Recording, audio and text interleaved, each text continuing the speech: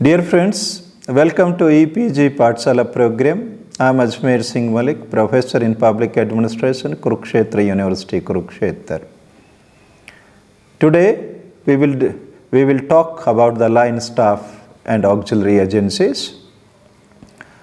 The objective of this particular talk is that to illuminate you with the concept of line staff and auxiliary agencies. What are those? What are their features and what are their respective roles? Naturally, how they interact with each other so that the goals of the organizations may be fulfilled.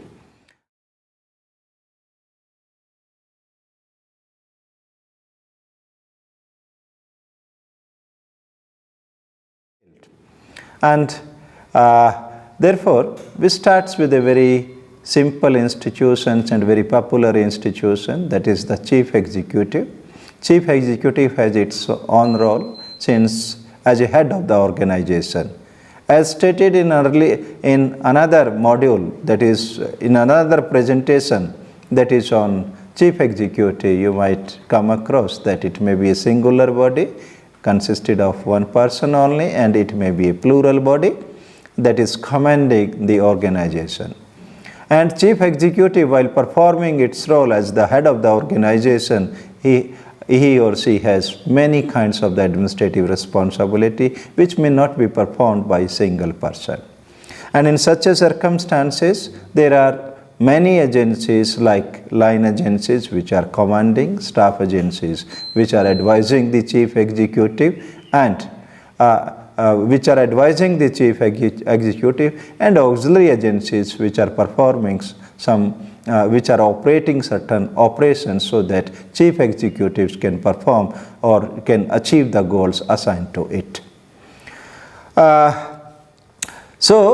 Let's start with one by one, and first of all we'll naturally, since the line agency is the primary agency, this is the commanding agency, we start with the line agency.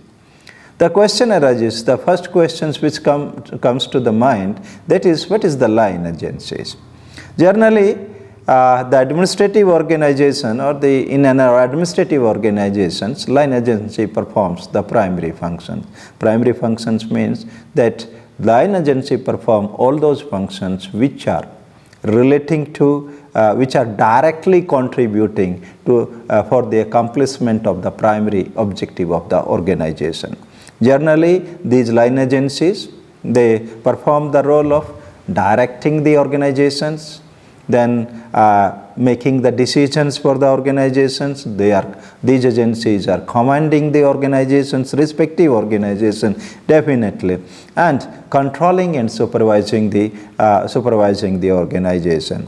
And naturally, this is for the achievement of the primary goals. Whereas the staff and agencies are there to aid and advise the line agency so that the line agencies can perform their primary responsibility.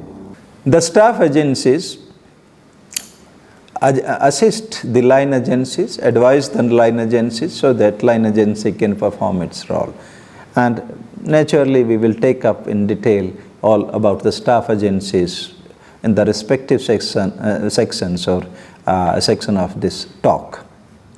The third kind of the agencies, which are the auxiliary agencies, those are supposed to perform the housekeeping jobs.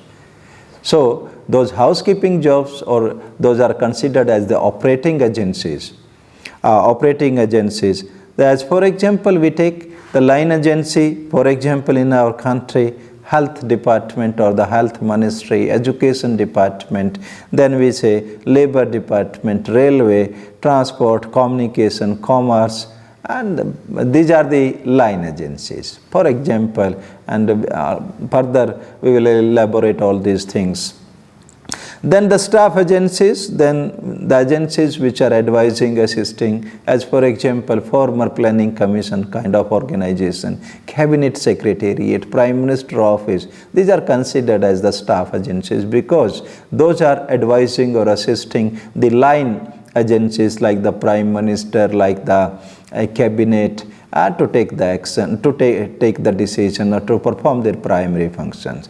And we say the auxiliary agencies, those are providing certain housekeeping services, like for example, Directorate Journal of Supply and Disposal to the Government of India. Means that, as for example, we can say certain services, that is provision of stationery, provision of certain supplies to each and every department. That's a centralized agency that helps so that the line agencies can perform its primary functions with the support of those agencies. Generally, since we were discussing the line agency, so first of all, when line agency comes to the mind, then naturally its origin is also being traced, and this has come from the military administration. We say the military administration is considered that give rise to this name, line agency. Line means in the military commanders, that is the chief commanders, that are assisted by the subordinate commanders up to the lowest level. They takes the final decisions that relating to the defense of the country and all these kinds of. There is a chain of command, uninterrupted chain of command, generally we call it, and in that circumstance, that is obeyed. This is an important thing. So line agency is where there is a continuous flow of authority from top position in an administrative organization up to the lowest positions, which may take the decision at their appropriate or respective hierarchical level of the organization, and they perform that kind of the functions. And for example, if we take the police department at the state government level, we have Director General of Police. Then there may be the Additional Director General of Police, followed by the range officers, then district level officers, then Thana level officers. This kind of, there is a chain of command. There is a continuous chain of command, and it is an uninterrupted one. So that is the line agency. There are certain features or salient feature, we can say, we will take up in the form of number 1, number 2, we will list like that one. First of all, what are those features? That is, we say, line agencies are responsible to execute policies and programs. The first important role. It is not the staff agency or auxiliary agencies which will execute the policies and programs entrusted to a particular organization.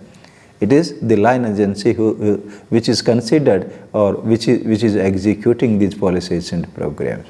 Number 2, it issues directions to all the concerned who are assisting or who are cooperating in accomplishing certain goals of the organization. Directions are issued by them. Moreover, they possess the authority for that purpose, and that's why their directions are obeyed by the different units of the organizations. Number 3, we can say it supervises the implementation process of the policies and programs.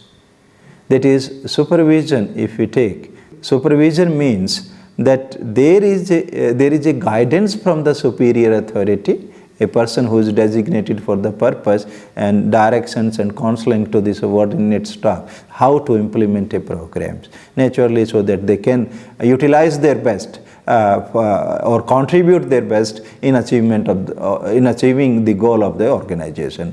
So these agencies, the line agencies, which are having the authority and command, and they are supervising there.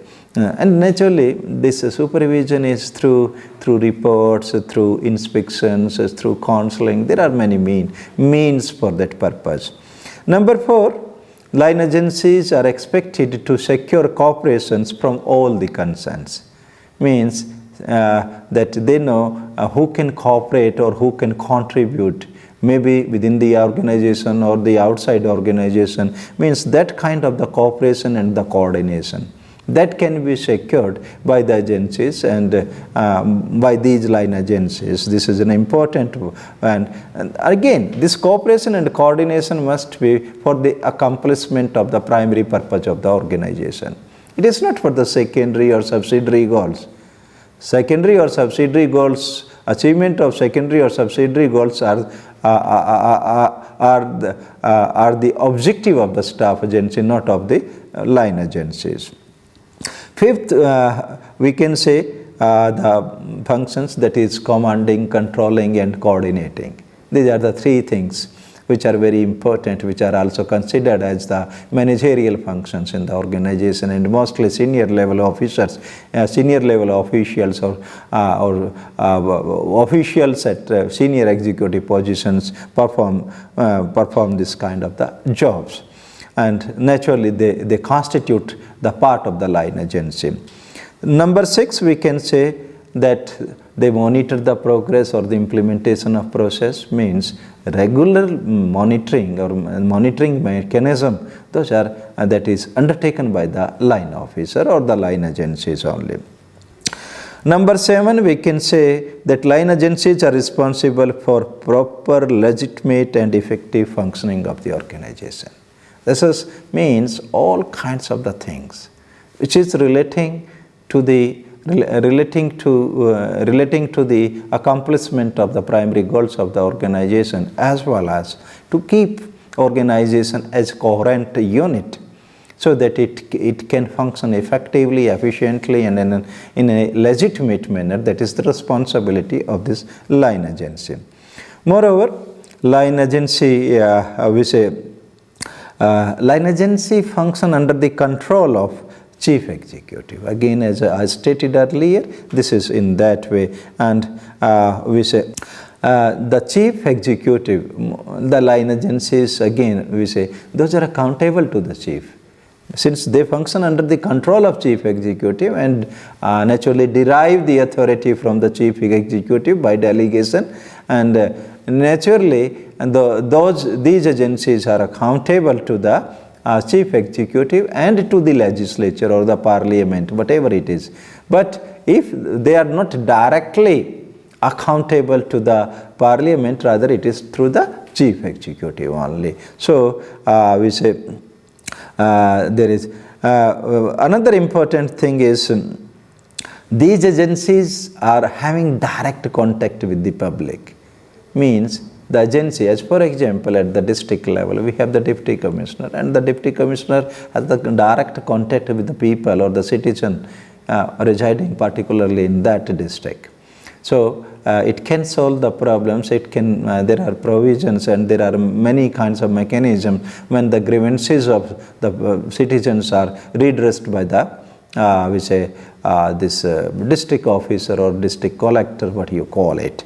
Then that's why it is having all the officials which are part of the line agencies almost in those areas or in those fields which are having interactions with the people. The line agency officials are having a direct contact with them. And as I already stated in the beginning, and that is stated in the beginning, along with the execution of the policies and programs, it is the responsibility of the line agency to maintain good public relations with the people at large.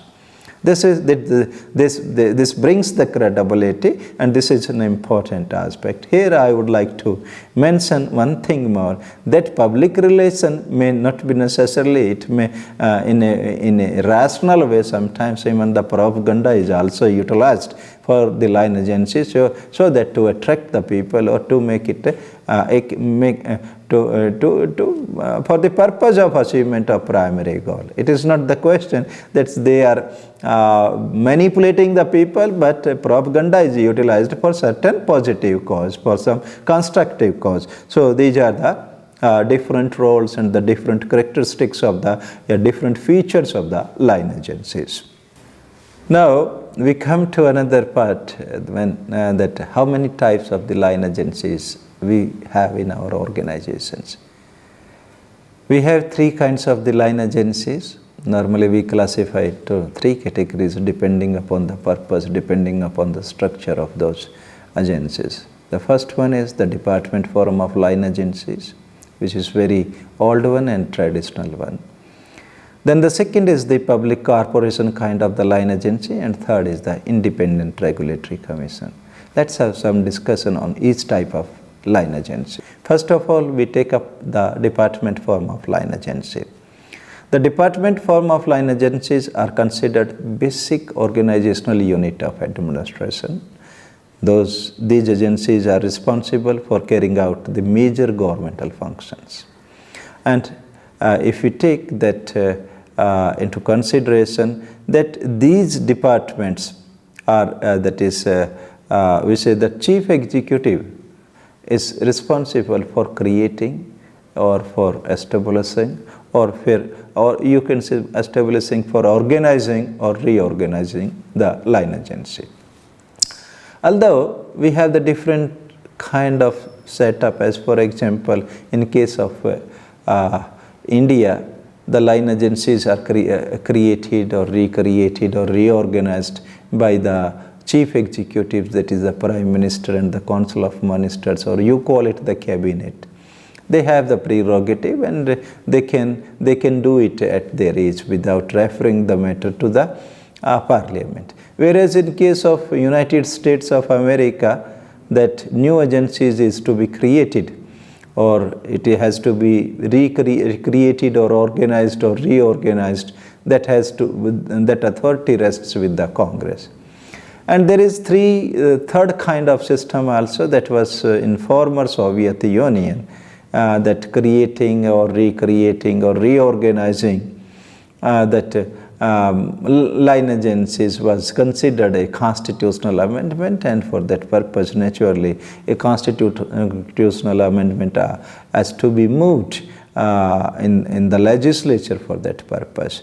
But whatever it is, one thing is clear, that these are the basic unit of administration. These carry out the major operation or major functions of the government, and they are responsible naturally to the chief executive or to the chief executive, and chief executive may be responsible to the that is the parliament. So that these are the traditionals and the oldest kinds of the line agencies, and naturally we say the basis of creating these organizations, that is based on the 4 P's principle, that is person, purpose, process and place. So this discussion is also not part of this line and staff agency. That's why we leave it here, and we say we'll discuss the different another kind of the line agency. Let's now turn to the another kind of line agency, that is the public corporation. Public corporation is the second type of line agency, and what is it, why it is required when department line agency was there. Therefore, this is an important aspect. We say the government has to perform certain functions which are if traditional functions or basic functions like railway, like communication, like we say like education, like health is to be provided, then there is no problem, we can go with the department form of line agency. But there are certain functions, and those are industrial, financial, commercial and managerial. Again, I am repeating all these kinds of the function: industrial, commercial, financial and managerial. Performance of these functions requires some sort of innovativeness as well as flexibility and freedom on the part of the chief executive or the agency itself, so that it may not be subjected to strict rules and regulation of the government as the department form of organizations are subjected to. And in such a situation, moreover, there are private organizations also, and those private organizations are performing these functions, and those are considered flexible one, and flexible in their approach, and make many kinds of decision efficiently without referring to the chief executive. So in such a situation, that this kind of the organizations were set up That is the second type of the line agencies were set up, and these agencies were set up in a parliamentary form of government like we have in India by enacting a law by the legislature, parliament or the state legislature as the case may be. And these agencies, the public corporation, performed their role as per the provision made in the enactment or made in their law passed by the parliament or the state legislature. And as for example, Damodar Valley Corporation is there. This is an example of we say corporation form of public corporation form of line agency. W. A. Robson, a scholar, he stated about the public corporation that this is considered the most important constitutional innovation of this century. Means, since that question of performance was related to that, we have provided independence so that the organization or the corporation can utilize the innovations and the different kind of the strategy for improving the performance and for competing or for delivering the services in efficient, economic and effective manner to the people. So that's why Robson stated this is the most important constitutional innovation in the country, in the century, not the country. The principal benefit of the public corporation is the freedom and freedom from unnecessary government regulation, as I have already stated about it, and it is not subjected to the strict rule as the department forum of line agencies are subjected to. And we say there is another, Roosevelt has stated it like that: public corporation is clothed with power of government but possessed the flexibility and initiative of a private enterprise. Herbert Morrison also defined the public corporation as a combination of public ownership, public accountability and business management. Again, I am stating it, that public corporation is a combination of public ownership, public accountability and business management. That's why this is considered a very innovative form of line agency. And apart from the Damodar Valley Corporation, there may be another example, like we have Indian Airlines. This is also a corporation form of organization. Then Life Insurance Corporation is there. There are many such corporations which are under the government of India, and those were in the area of, again I am repeating it, industrial, commercial, financial and managerial. So that the purpose or the things which the government wanted to perform, those can be performed in an effective and efficient way. And naturally, the question also arises that there are certain features of these public corporations when we have to differentiate with the department form of line agencies. So we have to provide those features. Those are listing out 8-10 principles, 9 features, not the principles. That is, one is public corporation has legal entity. Number 2, it has financial autonomy. Number 3, it has a separate staffing system. Number 4, it is established by the law passed by the legislature. You call it parliament. And number 5, it has the managerial autonomy. Number 6, it has a separate accounting system. But I would like to tell you that accounting system, mostly nowadays, those are to be followed in accordance with according to the guidelines issued by the finance ministry or the funding agency for a particular development program. Then number 7, it is created for a specific purpose. There may be a single purpose, there may be a multiple purpose, but that purpose is defined there in the statute, that is in the law passed by the parliament or the legislature.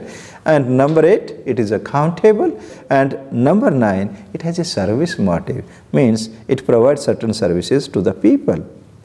So again, one thing I am missing here, and that is the accountability, that no doubt there is a financial freedom, no doubt it is there, but at the same financial, personal and managerial matters, there is financial freedom. Again, I am repeating this case, that there is a freedom in terms of financial, personal and managerial, but these corporations are also accountable to the legislature or to the parliament, because these are utilizing the public fund, but the accountability is indirect one.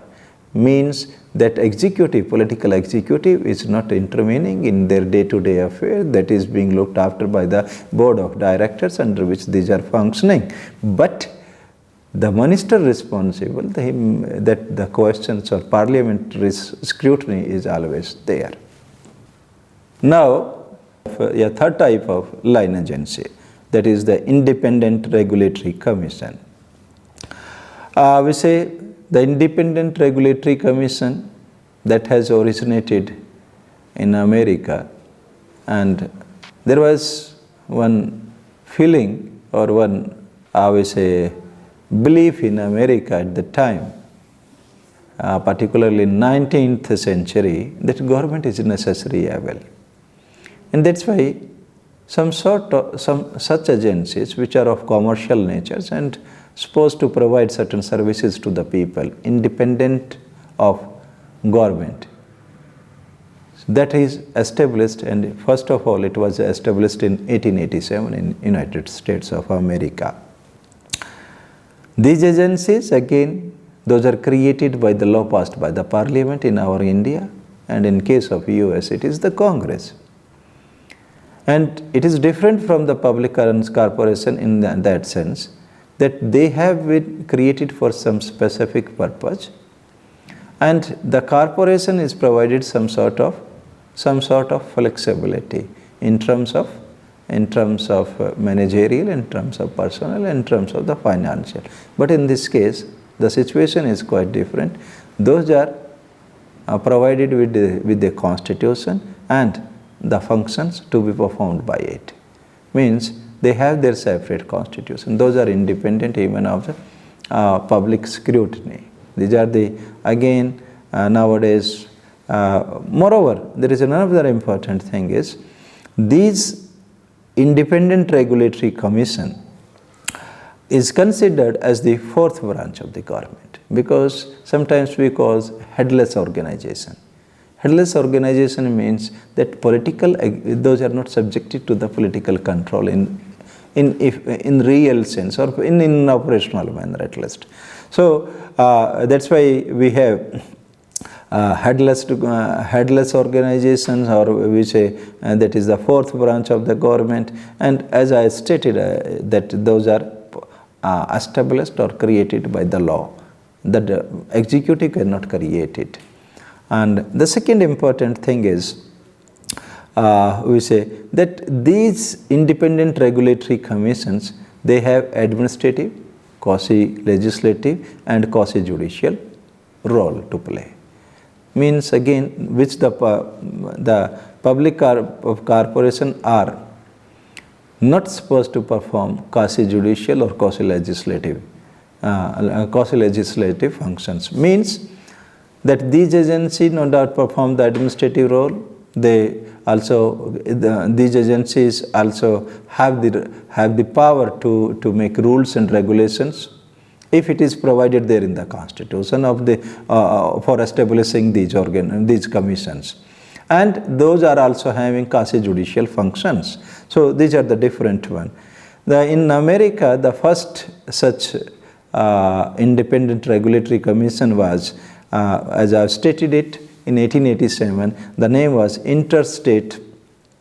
The name is Interstate Trade and Commerce Commission. That was the name which was established in India also, particularly after the economic liberalization, that is after 1991 or 1991.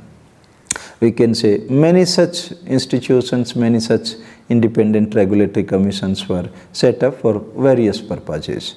And the purposes is naturally, those may be for the regulations of certain services, that is to protect the interest of the citizens or the consumers, and to provide some sort of relief to the existing government. Generally, as for example, we discussed about the department, then we discussed about the public corporation. These are the agencies which are more expertise more flexible and sharing the responsibility of the government, and those are independent of that. So as for example, the examples are Telecom Regulatory Authority of India, TRAI, generally we call it. It was set up in 1997. There was one Central Electricity Regulatory Commission that was established in 1998, and Insurance Regulatory Development Authority in 2001, and like many others, that there are Petroleum and Natural Gas Regulatory Board. Many such agencies have been established now after economic liberalization or after that one. So these are the different kind of the line agencies. That's a very lengthy discussion, although it doesn't deserve that much, but since it is an interesting one, and that's why we have been able to do that. Now we come to the second kind of the line, second kind of the agencies, that is the staff agencies. Again, chief executive is at the top of the pyramid administrative system of the country, means head of the state, and he is responsible for running the administration for whole of the country. And when he has to run the administration of whole of the country, in that circumstances, that chief executive requires the support and assistance of many such agencies to perform that. And if we go by the name, what is the staff?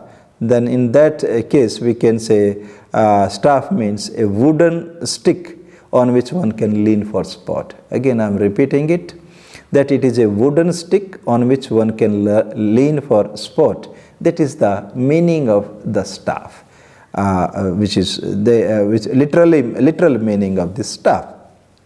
And staff means the agency which provides different kind of the information, different kind of the data, different kind of assistance, different kind of advice, different kind of counseling, different kind of the support services, so that the chief executive may be able to take the decision. Decisions nowadays in administration, not only in the public organization, but in the private organization, is that depends many kinds of the information, many kinds of the expert knowledge. And for taking the rational, effective and effective decision, it is essential we have to take use of such agencies which are expert in that particular field. One person cannot have that kind of information. Moreover, one entity or one organization in a country cannot perform all the functions of the. So that's why the separate agencies, which are known as the staff agencies, those are established for providing that kind of assistance, that kind of advice, and that kind of counseling, and we say that kind of information and the data. And the staff agency is different from the line agency in the sense it does not possess any power, any authority. Authority is possessed by the line agency, means it can advise. It depends on the line authority to take the decision. Although there may be a conflict between the staff agency and line agency, considering that since they are expert and they are superior, they understand it very well, and they try to take the decision. But ultimately, by law or by an arrangement, the authority to take the decision, that lies with the line agency, not with the staff agency. Staff agency is in real sense is considered an expansion of the personality of the executive.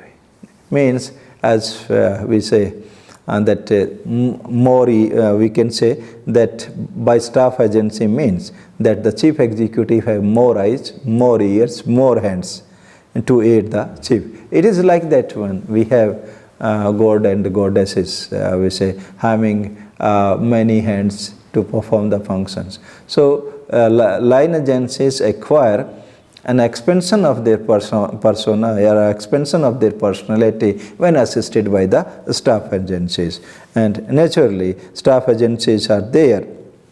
Or another way we can say that staff agencies act as the think tank for the line agencies, and by thinking, by advising, by analyzing, by preparing the plans and programs for the line agency.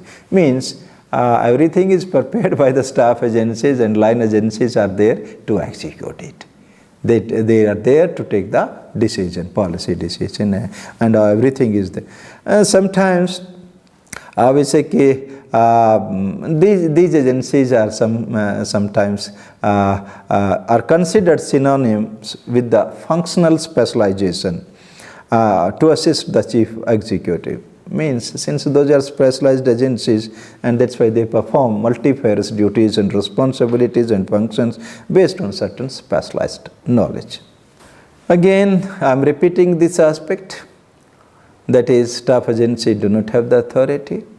Staff agencies do not command the administrative system, but the staff agencies exercise the delegated authority. Means within the organization they have to perform certain administrative functions, and that is exercised by. Moreover, staff agencies many times becomes very powerful one, because they influence the line agencies. As for example, in our country, Prime Minister office is staff agency. It advises the Prime Minister, and Prime Minister office is influencing the staff and the number of people and the experts present in that. They are influencing the working of the, not only of the Prime Minister, rather of the cabinet also. So this is having influencing effect on that agency. There are certain features, other features we can say.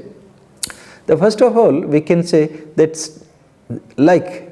unlike line agency, which performs the primary functions of the organization, staff agency performs the secondary functions of the organization. Means the functions which are not considered as primary in the sense the major objective of the organization, but the performance of those functions helps in achieving the major objective of the organization, and that's why those are termed as the secondary kind of functions or secondary functions. Those are performed by the staff agencies. The second feature we can say that staff agency do not exercise authority and command, as I have already stated. And third, we can say that they do not have any kind of the executive responsibility. Line agency have the executive kind of responsibility. Those are answerable to the appropriate authority, but staff agencies are only just to aid and advise. Prime Minister office is not going to answer. It is the Prime Minister who is answering the Parliament. So that's an important aspect. And another important thing, as for example, line agencies are in direct contact with the people, whereas staff agencies are not in direct contact with the people. Again, we can take the example. We can understand it on the basis of the example. The staff in the Prime Minister office, they are not in direct contact. Rather, Prime Minister is in direct contact. And lastly, we can say staff units are attached to line units at all level outside the line of command. Means that there may be the different hierarchical level of the line agencies, and at each and every level staff agencies are associated with that, so that it can guide, it can help, it can advise that particular hierarchical level of the line agency. That's why in this discussion we no doubt discussed the features and role of the staff agency, but also make distinction between the line and staff agency. Then another aspect of the staff agency is that the different kind of the functions are not going in much detail, because we have already discussed all those things. First of all, it provides assistance or assistance function, we called it. Then information function, that's information, advisory, supervisory, delegated functions. But there are three types of, like the line agencies are three types. The staff agencies are also of three types. And these are, number one, general staff, number two, technical staff, and number three, auxiliary staff. What is general staff, technical staff, and auxiliary staff? We'll discuss a little bit about it. Like we discussed about the department, public corporation, and independent regulatory commission. Therefore, it becomes pertinent here that we discuss about the staff agencies. That is, general staff is that it performs routine and general functions, as for example diary, engagement, calendars and all these kinds, that is which is helping writing, communicating to the people, this kind of the job. Journal staff keeps who are coming and how to provide, we say, as for example, Prime Minister office is looking after every kind of functions relating to the Prime Minister, helping in performing the job of or duties of the Prime Minister. So that is the routine kind of the, in real sense it acts, journal staff acts as the filter and funnel. Filter and funnel. For important functions, they send it to the chief executive, but lesser important functions may be directed to the concerned institution, concerned agency or concerned official by the staff assisting the journal, which we call the journal staff. The second is the technical staff. This staff is technical in the sense consisted of certain functions like engineering, medical expert, economist, accountant, management. So this kind of the agencies. Generally, we say, as for example, I have given the example in case of journal staff, that is the Prime Minister office, but in case of technical staff, the example may be given that there may be some expert bodies, like if we want, the government of India want to have a certain opinion regarding in the medical health, that it can get the services from All India Institute of Medical Sciences or Medical Council of India, that depends on that. The third type of staff agencies are the auxiliary staff. Auxiliary staff performs a certain institutional and housekeeping activities. It is which are essential for the functioning of the line agency as well as the staff agency. That is, for example, providing papers, recruiting personnel, budget making, account keeping, all these functions are considered to be the auxiliary one. And providing supplies, that is, so that kind of the, I have already talked to you, that there may be some central purchasing agencies for whole of the government or the different departments, different corporation of the government, and that may provide an effective, efficient service to the different branches or different line agencies. So these are the auxiliary agency. And one thing more here, which is relating to the line and staff agencies, usually there may be a conflict. And that is, staff agency considered that they are well educated, they are possessing expert knowledge, and that's why they have the right to decide, they understand about the things in a more effective and more clear manner, and that's why they must be given. But this is not so. The line agency have been endowed with the power, that is the authority to decide, to take the decision and to command, control the organization, and that's why it should be with them. But the question is not that is the who possesses the power. The question is that we have to achieve the objectives of the organization. That's why line agencies and staff agencies must interact, rather cooperate with each other in such a manner so that the goals of the organization may be achieved in a right manner. Then last, the third kind of the agency, auxiliary agencies. In case of the auxiliary agencies, here I would like to quote two scholars. One is Willoughby and another is the L.T. White, because we have discussed with you that auxiliary agencies are a type of the staff agency. But now I am saying that auxiliary agencies are the third agency apart from the line and staff agency. Willoughby calls that these agencies as institutional, these agencies perform institutional and housekeeping activities. L.D. White refers to them as auxiliary service. And both of these two writers, they do not consider auxiliary agency as a part of the staff agency. Why they don't consider is because they do not perform advisory and supportive function. Again, I am underlining this aspect, that auxiliary agencies are performing institutional and housekeeping activities. They are not advising the line agencies, which is the function of the staff agency, and so it is not a staff agency. When those are not advising, it means those are not staff agencies. So these are not the advisory and not the supportive also. Staff agency perform both advisory and supportive role. But the auxiliary agencies are not doing it. That's why according to L.D. White and Willoughby, auxiliary agencies are the separate agencies and not a type of the staff agencies.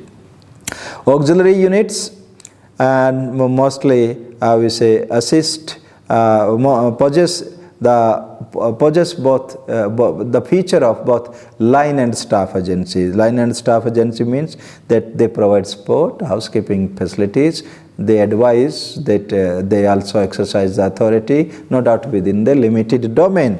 And we say these are also termed as the operative services or operative agencies.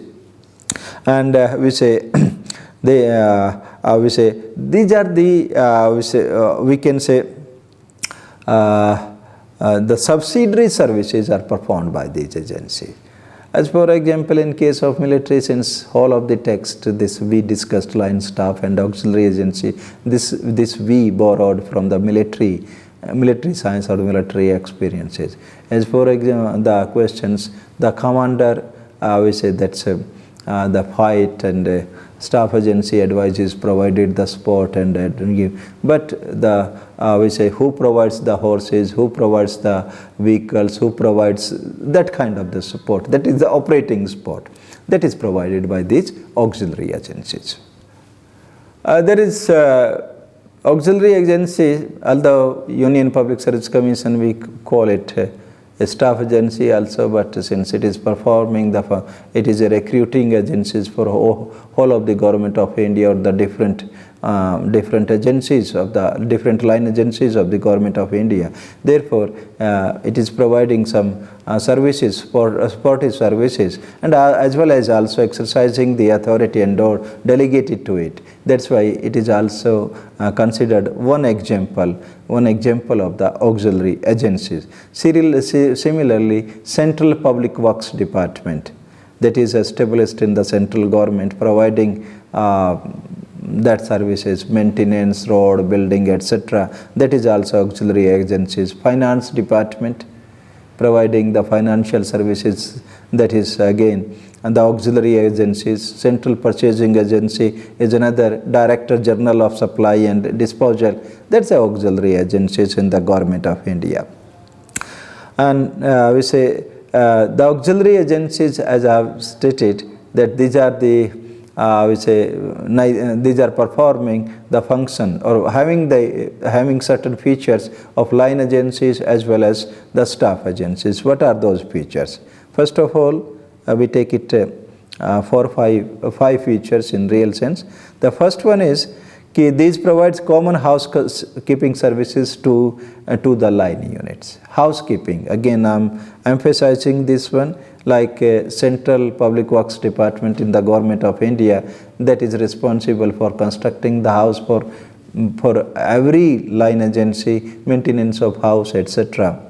And similarly, Director General of Supply and Disposal, that is providing certain services or supplying certain items to the different departments of the government. The numbers two, that is auxiliary agencies have operational responsibilities. Again, I'm repeating it, and that's why we call it the operating agencies. Auxiliary agencies have operation responsibilities. It is unlike the staff agency. That's why we don't consider it as a type of the staff agency.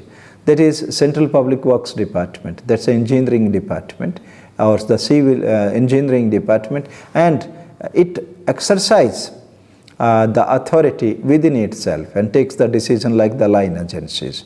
That's why we say they have certain operational responsibility and they are responsible for the works undertaken by them. Whereas staff agency is not responsible, it is not accountable to any agency, rather since it is providing only the advisory role. Third is auxiliary agencies do not serve people. That Union Public Service Commission, that's not serving the people. It's a recruitment agency. Directorate General of Supply and Disposal, it is not supplying to the people, rather to the departments of the Government of India. Central Public Works Department, not constructing house for the people, rather for the departments of the. So this is the difference. That is, line agencies, it is different from the line agency in the sense that it is not serving the people directly and not having the contact with the people directly. This is an important aspect. Number 4, auxiliary agencies exercise limited authority. Means, contrary to the staff agencies which do not have any authority, and contrary to the line agencies which have the authority, that it has a limited authority that is within their own domain. Union Public Service Commission have authority within its own domain. Central Public Works Department have authority within its own domain. And naturally, I will say that, for example, Union Public Service Commission can decide what will be the pattern of examination. It is not the Government of India that will decide it. So this is the authority, exercising that authority. And we say, but it is limited in the sense, the finance department, that is the finance department can guide, can instruct the Union Public Service Commission that you have to keep your accounts in this manner.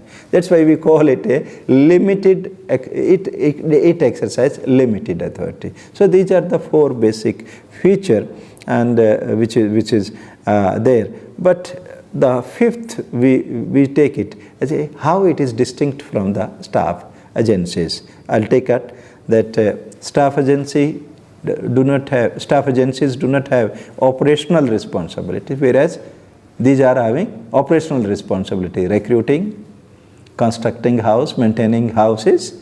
That is an important one. Second, that staff agency assist and advise the line agencies. Auxiliary agencies provide common housekeeping services, not assisting and advising. Housekeeping services. The third is, it is concerned with the formulation of major policies. Staff agencies, Planning Commission used to do that. Niti Aayog is also advising the government, although it's not relating to the policy formulation nowadays. But we say auxiliary agencies are not concerned with substantive. It is not for, UPSC is not for framing any policy. UPSC is recruitment. And lastly, we can say, we say staff agency do not take the decision, but auxiliary agencies take decision. I have already stated. In the last, I would like to say, line staff and auxiliary agencies assist the chief executive of the organization in carrying out of his enormity of functions or the duties and responsibility. Line agencies performs the primary function.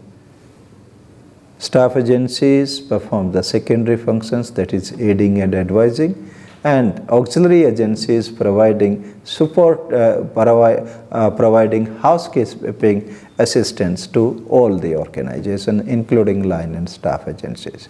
It is their coordination, it is their cooperation, all the 3 makes the functions of the chief executive successful one. This is all about this lecture or this presentation. Thank you very much. And again, I'll remind you that go through the text available and the references given therein for further reading. And not on, beside that, the questions have also been provided for checking your own progress.